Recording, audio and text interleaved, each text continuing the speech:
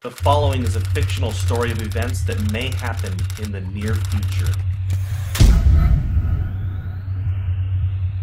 8 a.m. New York Stock Exchange. It's a cold, breezy day on Wall Street as markets await the Federal Reserve's announcement for QE4. Futures are up significantly. The Dow Jones just breached its 2008 high of 14,164. Gold just hit an all-time high of 2,900. Silver just breached $100 per ounce. The dollar index is holding at 53. With official unemployment at 16.3%, there is a nervous feeling on Wall Street that if this doesn't work, the world could implode into a depression that will last for the remainder of the decade. 8:19 a.m. Beijing.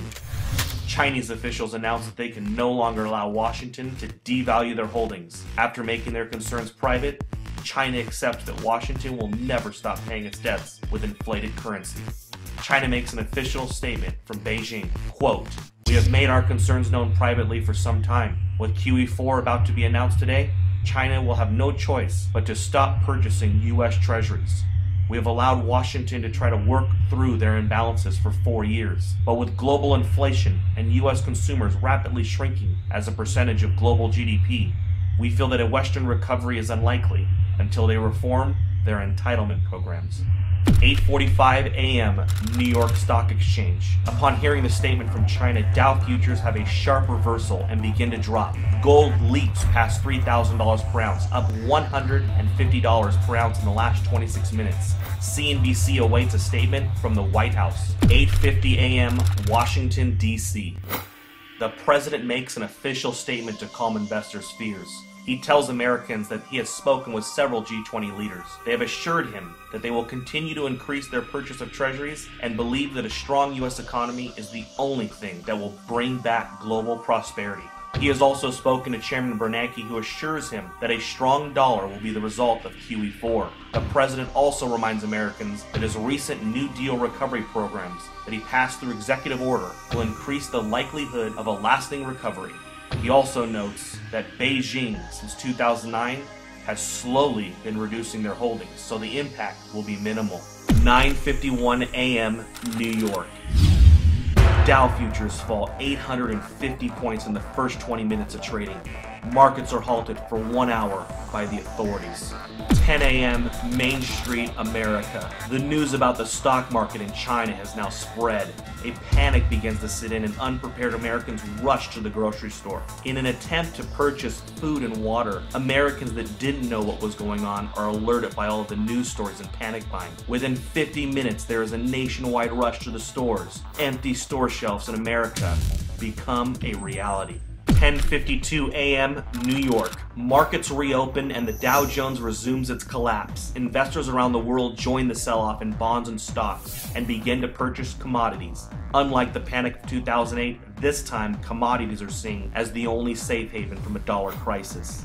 11:30 a.m. New York. The Dow falls 1,700 points since reopening. Trading is halted for at least 2 hours. The Federal Reserve injects $200 billion into the markets and announces that QE4 will be delayed until further notice. Congress is called back to D.C. for an emergency joint session. Some members of Congress are saying that they consider China's statement a financial attack.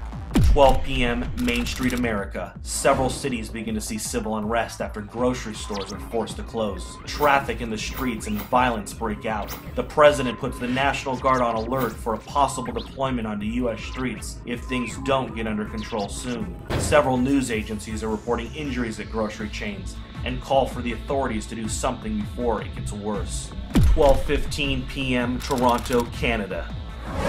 George Soros tells CNBC that a run on treasuries is imminent and that there is nothing the government can do to stop it. He says it is unfortunate that a controlled decline of the dollar was not coordinated better over the years. Today really could have been avoided if not for the Tea Party politicians who demanded fiscal responsibility and a constitutional government.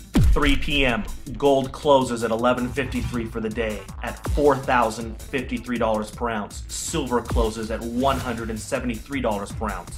The president announces that due to civil unrest in some areas of the country, U.S. stock markets will remain closed for the rest of the day.